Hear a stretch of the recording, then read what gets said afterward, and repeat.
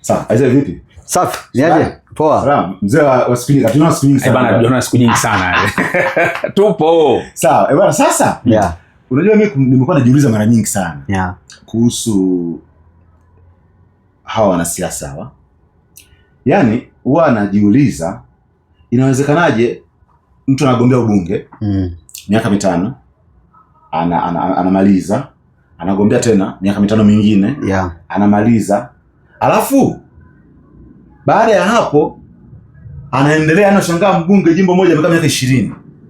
Sasa wanajiuliza hawa, ina maana kwenye hilo eneo yani hakuna mtu mwingine ambaye anaweza kuwawakilisha, yani wanakuwa ni wale wenye lile eneo pale ndio wamekubali kwamba huyu ndio atatuwakilisha miaka yote hiyo.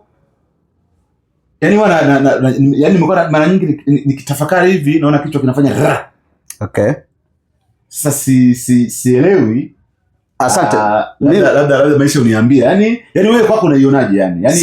Yani mbunge kaa miaka 5, 10, 15, 20. Yeah. Kwako ni sawa? Kwangu mimi sio sawa. Sio sawa kwa sababu mbunge mmoja kukaa miaka mingi kwenye jimbo moja kunaweza ukapelekea, kwanza nikupe mfano ambao ni rahisi sana. Sawa na mfanyakazi anafanya kazi katika eneo moja kwa muda mrefu. Kwanza kuna vitu anafanya kwa mazoea. Okay. Lakini kuna namna ambayo ametengeneza system ambazo yeye kwanza inaweza kumnufaisha binafsi. Okay. Sasa tukija kwenye mwanasiasa. Mwanasiasa anapokaa muda mrefu kwenye jimbo moja, kwanza anaweza kufanya ile mazoea kama ambavyo nimetoa mfano kwa mfanyakazi. Kwamba wananchi bwana kwanza nimeshajua. Yani sina hamna kitu ambacho watanisumbua. Ndio kitu kikubwa ambacho wao wanajisumbua sana kichwani. Lakini pia make ndo ile katiba ilipendekezwa ya Warioba. Moja ya vitu ambavyo vya muhimu sana ilikuwa napendekeza ilikuwa mbunge akae jimbo moja vipindi hivi viwili tu. Alafu na wananchi wao wana uwezo wa kumtoa. Si kama unaelewa? Sasa manake nini? Ilikuwa inakupa uwajibikaji kwamba miaka yako hiyo 10 au miaka 5 utakaokaa hapo ndio mchapakazi kweli kweli. Yaani upambania wananchi kweli kweli. Si kama unaelewa? Kwa maana kipindi cha kwanza cha miaka 5 ya kwanza unatakiwa ufanye mambo makubwa, ulete maendeleo kwa wananchi. Miaka inayokuja mingine 5 sasa, ili pengine usije kutoa kipindi cha kimoja, umalize vipindi viwili, ufanye vitu ambavyo ni vikubwa sana. Si kama unaelewa? Sasa hiyo inapeleka accountability au uwajibikaji. Yaani kwa maana mbunge anawajibika kwa wananchi. Okay. Yeah. Michael, kwako hii ikoje? Mimi naona ni sawa tu. Ni sawa. Mimi naona ni sawa tu. Kwa nini ni sawa? Ni sawa ni kwa sababu mimi na mambo mawili katika hili. Moja, maana mimi wao inanivuruga hiyo. Mtu akishakaa kwanza muda mrefu, kwa nini nasema ni sawa? Kwanza tayari mnakuwa mmeshamzoea huyo mtu. Okay. Na ni mtu ambaye mara nyingi unasikia hata bungeni utasikia kwamba miaka 5 alikuwa anajifunza. Sasa miaka hiyo 5 ndo afanye kazi. Sio mara miaka 5 mingine, umeelewa? Yaani maana yake mtu sasa kwa hiyo 5 anajifunza. Unaofuata afanye kazi. Alafu aendelee. 5 anaofuata aendelee sasa. Kazi njema sasa aendelee. Unaona? Umeelewa? Kwa sababu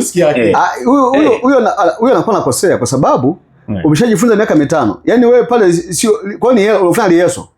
Umeshajifunza ndio maana uliotangaza sera zako kwenye kampeni. Si kama umeelewa Fred? Yaani unatangaza sera zako kwenye kampeni kwa maana kwamba mimi nina sera zangu. Yaani let's say kwa mfano ashumu kwenye jimbo X.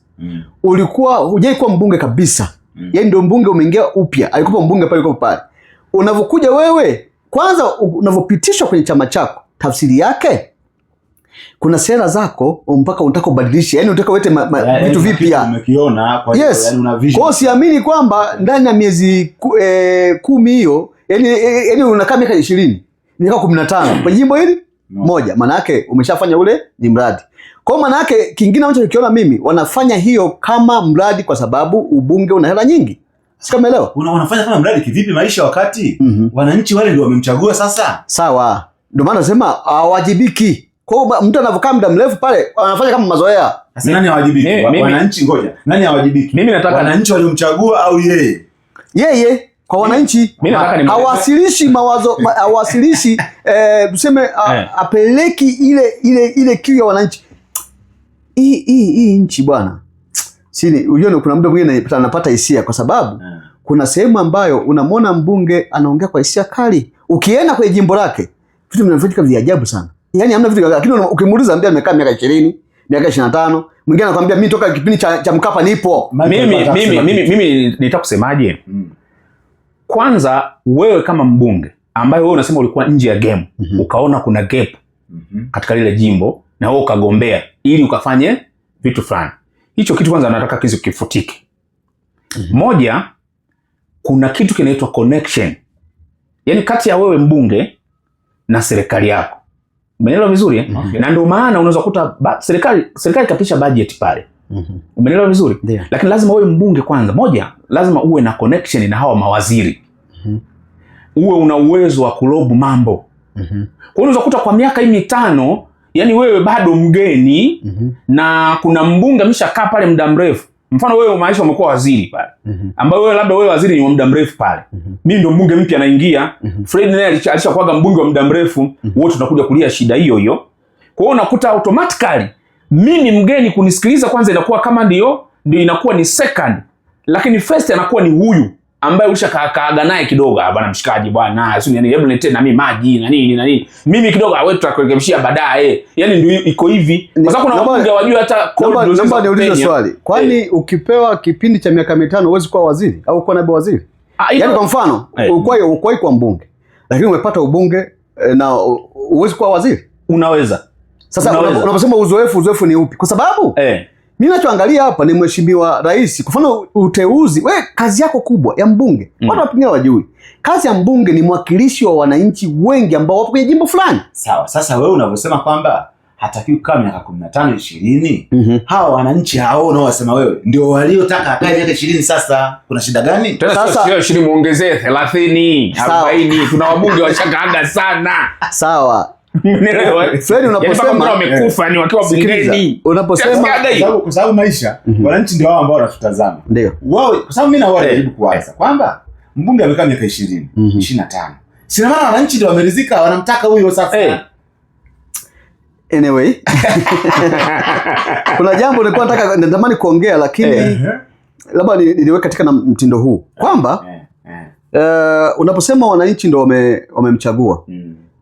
Hivi karibuni kwa maana kwa vipindi pengine 3 au 4 ambavyo vinatokea vya uchaguzi kwa Tanzania vimekuwa na changamoto nyingi, kwa maana hakuna ile uwakilishi halisi wa vyama vyote kwenye usawa. Si kama unaelewa? Yaani maana yake unaweza ukapitishwa na chama tawala kwenye kura za maoni, lakini ukija kwenye ground huku kwenye uchaguzi wa wote ambao kila chama kina mwakilishi wake, uone ile mizania sawa. Sio kama Kwa pointi yako ya kusema wananchi ndio wanapenda kwamba huyu mbunge akae miaka 20 30, mimi nakataa kwa kupata reference ya chaguzi 3 au 4 zilizopita.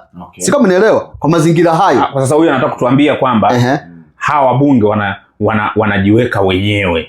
Sio kwa ridhaa ya sio wanajiweka wenyewe. Uwakilishi wa vyama vingi bungeni hauko sawa kwa sasa hivi. Na ndio maana nimesema kwenye chaguzi 3 au 4 zilizopita. Sasa wewe unatoka nje.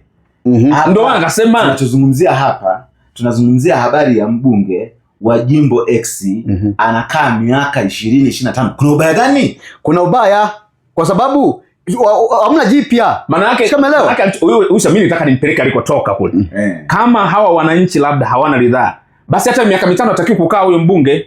Ndio. Hapana. Ndio tunarudi pale. Si unasema mizania ya wananchi? Ndio nataka nimpeleke kwenye ile mizania ya wananchi pale. Kwa basi hata miaka 5, kwa sababu hapo wananchi watakwambia kabisa si hatukumtaka huyo mbunge. Ila walifanya mambo yao ndio akakaa hapo. Si unaelewa hicho kitu Sasa turudi kwenye ile point ya msingi pale swali langu. Mbunge wa jimbo X amekaa miaka 20 25. Kuna ubaya gani? Hakuna ubaya wowote. Kwa watazamaji huko watusaidie. Kuna ubaya gani? Mimi nasema hakuna ubaya. Ubaya upo.